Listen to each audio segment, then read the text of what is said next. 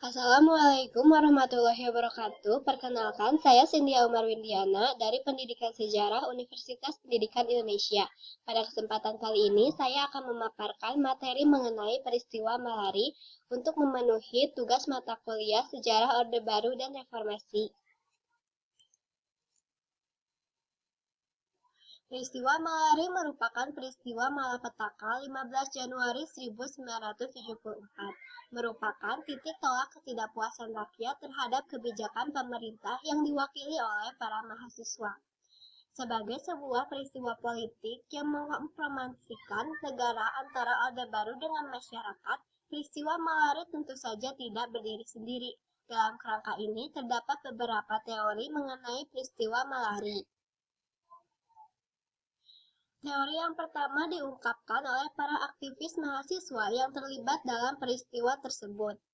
Teori ini berusaha untuk memurnikan Malari sebagai gerakan intelektual, yaitu menggugat strategi pembangunan Orde Baru beserta akses-aksesnya, seperti ketimpangan pembangunan, korupsi, kesenjangan sosial, kesenjangan ekonomi, dan dominasi modal asing. Lalu yang kedua, direfleksikan oleh analis Mohtar Maksud dan Richard Robinson. Dalam versi ini, Malari digambarkan sebagai ledakan ketidakpuasan kelompok pribumi dalam strategi pembangunan Orde Baru, di mana strategi ini sangat menguntungkan kelompok borjuis dan kekuatan modal besar. Lalu, teori yang ketiga adalah teori yang paling populer, yaitu konflik antara Jenderal Sumitro dan Ali Murtopo, serta gerakan kritis kaum muda demi menentang penanaman modal asing di Indonesia. Versi ini mengedepankan kekuatan kaum muda di dalam struktur Malari sebagai sebuah konflik politik. Latar belakang peristiwa Malari. Peristiwa ini berawal dari kedatangan Perdana Menteri Jepang yaitu Kakue Tanaka yang berkunjung ke Jakarta pada tanggal 14 sampai 17 Januari 1974. Pada tanggal 14 Januari 1974, aktivitas mahasiswa dan dewan-dewan mahasiswa merencanakan menyambut kedatangannya dengan berdemonstrasi di Pangkalan Udara Halim Perdana Kusuma.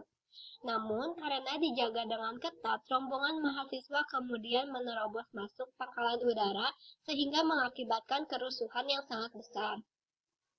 Keesokan harinya, pada tanggal 15 Januari 1974, aksi berkumpul di lapangan Monas. Tujuan ini untuk menuntut Tritura dan menemui Presiden Soeharto dan Perdana Menteri Tanaka.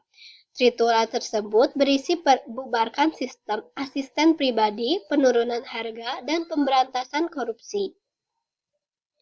Lalu, pada tanggal 16 sampai 17 Januari, gerakan anti Jepang kemudian meluas menjadi gerakan anti kemewahan dan kemaksiatan.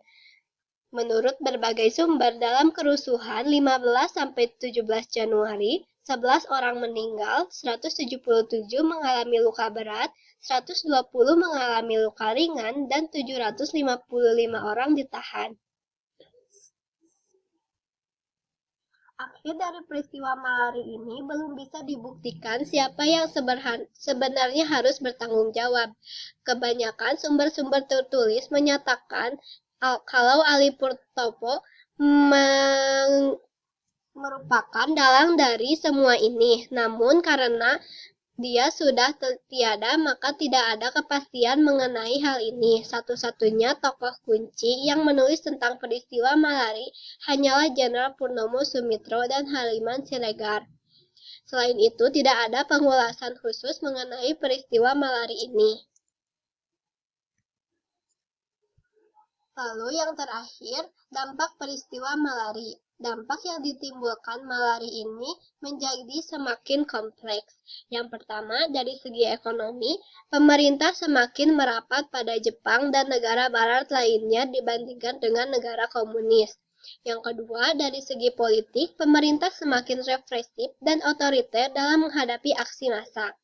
Lalu, dari segi hukum dan keamanan, para terdakwa kerusuhan Malari dihukum dengan berat, bahkan ada beberapa aktivis yang diculik dan dihilangkan paksa tanpa diketahui nasibnya.